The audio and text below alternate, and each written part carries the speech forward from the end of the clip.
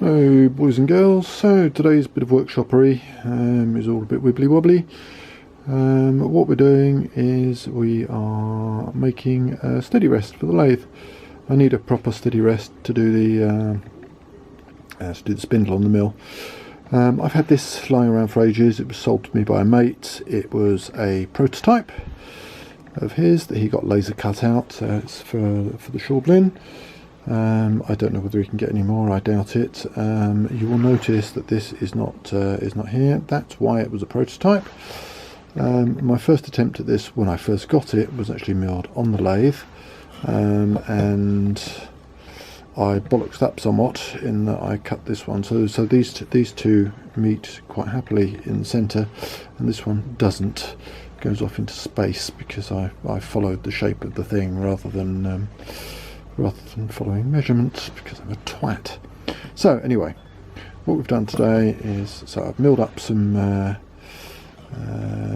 slots for the fingers, made the fingers fit, lathed up some little spacers that go on here, M6 bolts to hold those in, and Robert is your mother's brother, so we've just got some drilling and tapping to do, and I'll do that off camera because it's not interesting at all. Anyway, that's what we've got.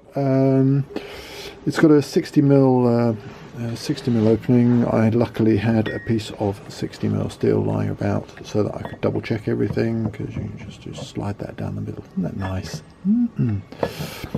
It's quite tight as well. What else have I been doing?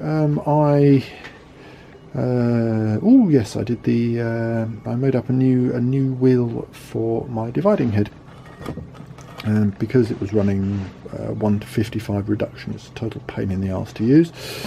This is the old dividing head made from the old worm wheel made from aluminium. So that's going. See that box there? In there.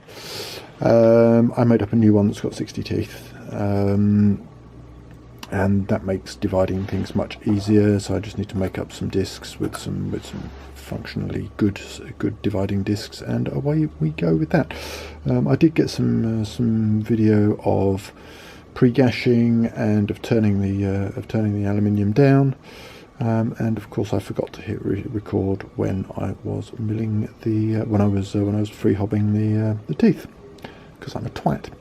Anyway, so I'll probably put some of that in with some music on for Dell, and yeah, there you go. So I'm going to get on with this, and I'll give you some shots of it once it's done. So I've got 3 holes to go in here, 1 hole to go in the bottom to fix it onto the bed.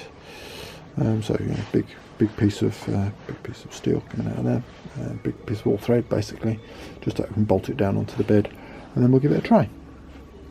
Laters.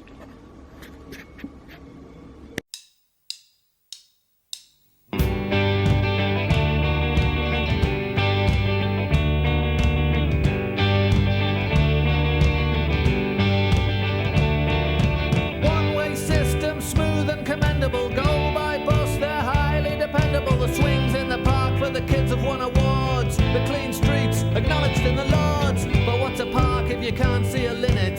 A timetable if your journey's infinite. My bag's packed and I'm leaving in a minute. For what is Chatterers without you in it?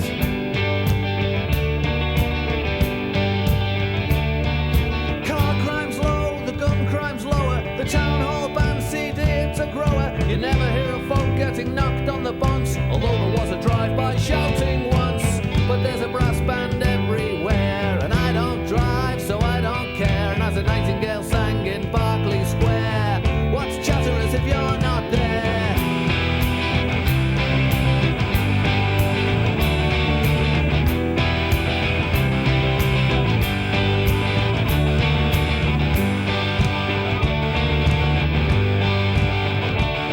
Like a game bird reserve, short on pheasants, weavers' cottages devoid of tenants, a market town that lacks quintessence. That's Chatterers without your presence. 3 good butchers, 2 fine chandlers, an indoor pool and a first-class cake shop. Ofsted plaudits, envy of the fens, prick barriers at both ends. But what's Chatterers if you're not there? What's Chatterers if you're not there?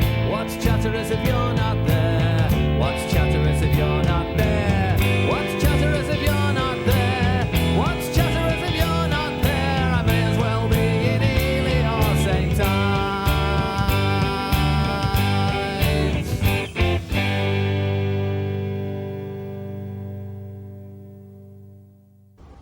So there we go, mocked up, but basically ready for use.